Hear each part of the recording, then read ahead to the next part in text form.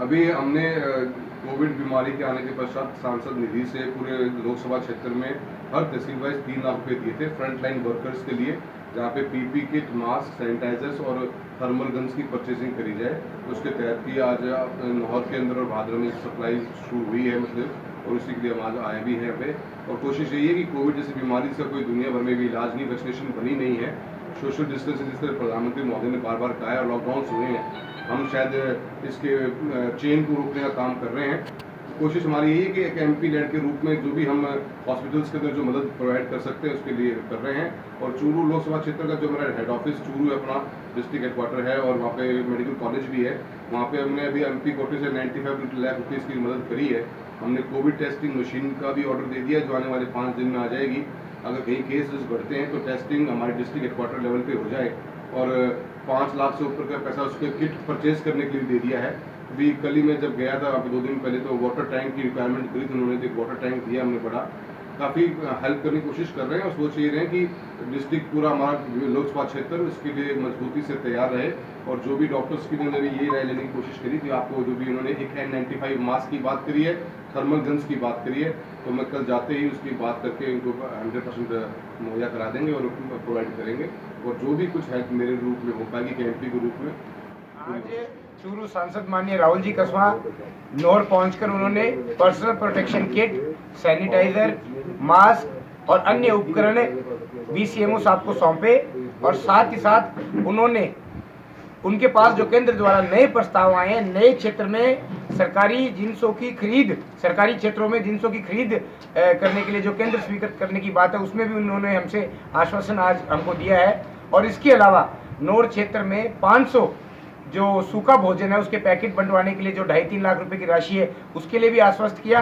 और हम उनका इस मौके पर धन्यवाद भी देंगे। भी अब तक लगभग 1 करोड़ से ऊपर की राशि अपने लोकसभा क्षेत्र में खर्च कर चुके हैं, जिसमें विशेष रूप से कोरोना की टेस्टिंग की किट हो, एक बड़ा जो टनल बनाने की बात हो, नए मशीन खरीदने की बात हो, हाईटेक जिसे कहते हैं एक वर्कशॉप वेंटिलेटर खरीदने की बात हो, एक नया ट्रांसफार्मर, केवल इन उपकरणों को चलाने की बात हो, ये सारी नई मशीनें उपकरण कोरोना वायरस से लड़ने के लिए इन्होंने खरीदी है। उसी कड़ी में आज इनका नौर आना हुआ।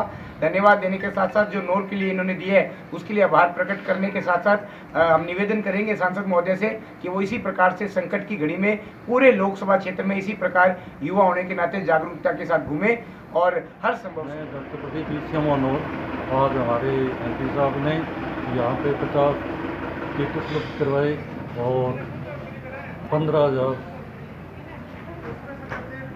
15,000 मास्क उपलब्ध करवाए गए और इसके अलावा सैनिटाइज़र भी उपलब्ध कराए गए। लगभग 3 लाख रुपए का हम कई और के भविष्य में भी कोई दिक्कत होने पर हमें सेफ्टी मेजर्स के लिए सब सुविधा उपलब्ध करवाने का वादा किया और उपलब्ध करेंगे। आपने तो देखी चीज स्थायी है, परमानेंट है, थाना जरूर करके बता दो। 3 रैपिड रेस्पॉन्स टीम बना रखी सर, तीनों में एक नहीं सर 15 है पूरे ब्लॉक में। ये ब्लॉक की बात करें हम सर सीएस नहीं, मैं तो ब्लॉक की बात, मैं तो के पास है 16 तो थोड़ा उनको तो चाहिए 4 ये टोल नाके थे उनको हमने कर दिए, वो भी आए टोल नाकों से आते हैं।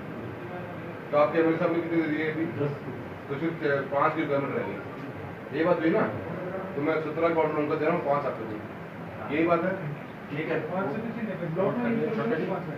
5 से पैकेट और सारे सीएससी करते हैं ना, बाबा ज्यादा कितना है, सही है ज्यादा चाहिए, ज्यादा ले लो सीएससी में। कोविड की इस बीमारी को लेके ऐसा कोई भी सीएससी 5 होने चाहिए, 3 का मेरी टीम है और वार्ड है, वार्ड उधर से चाहिए।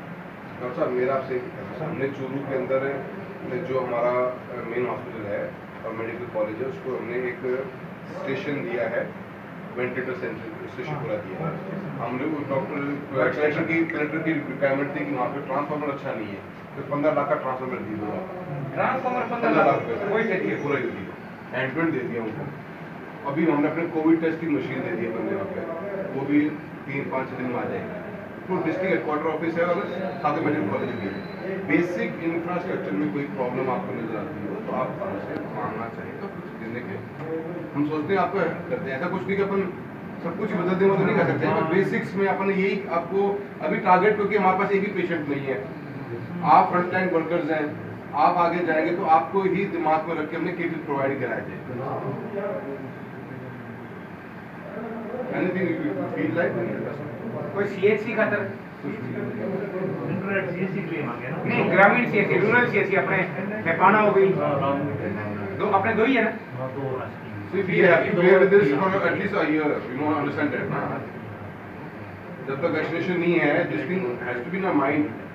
तो आप प्रिपरेशन उस हिसाब से देख सकते हैं। To be very frank, it's not कि आप ना नहीं है 3 को खुल जाएगा, कुछ नहीं खुल रहा, आप सब जानते हैं। पॉकेट्स में तो रह गई। N95 किट और थर्मामीटर सीएचसी में होती है। बाकी आप कुछ भी रिक्वायरमेंट आप मुझे बता देना। कोई स्थायी रिक्वायरमेंट है ये नहीं अपन हॉस्पिटल में आके भविष्य में काम आएगा ऐसा तो नहीं माने चाहिए फालतू है बाबा टेंशन ना ले वेंटिलेटर मांगे बोल के थे, वेंटिलेटर मांग ले वही ये वेंटिलेटर है सही है क्या था ने वेंटिलेटर ऑपरेट कर सकते हैं क्या? इस पोजीशन में आओ क्या आप? दो एनेस्थेटिस्ट हैं सर, स्टाफ को ट्रेन करना पड़ेगा उसमें।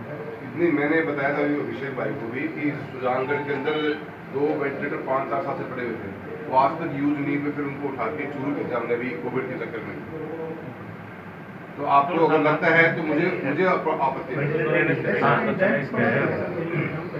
नहीं, अभी हम ऑर्डर दे रहे हैं, राजस्थान सरकार भी ऑर्डर दे रही है, हमने भी दिए हैं।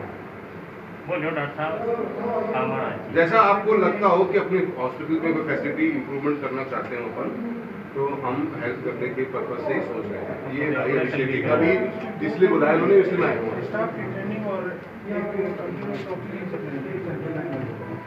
वो तो थे देखो डॉक्टर साहब मेरे कहना मतलब 2 एनेस्थेटिक वेंटिलेटर तो चला इसका यार, 2 एनेस्थेटिक वेंटिलेटर तो चला इसका।